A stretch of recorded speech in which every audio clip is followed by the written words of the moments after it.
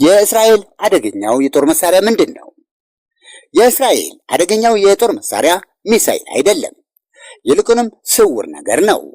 ስለ ታንኮችና ስለ ጦር ጀቶች እንዲሁም ስለ መርከቦች ሁሉ እርሱት፣ ተውት።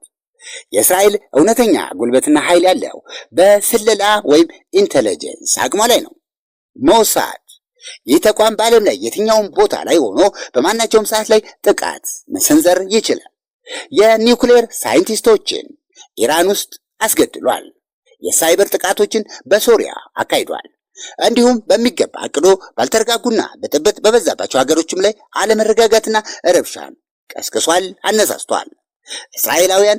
የእስራኤላውያን ደህንነት መረጃ መሰብሰብ መለቃቀም ብቻም አይደለም የሚሰሩት፣ እንዲያውም ወደ ውጤት ይቀይሯቸዋል። ጦር ሰራዊት አይፈልጉም። ዝምታቸው ጮክ ብሎ በኃይል ይሰማል።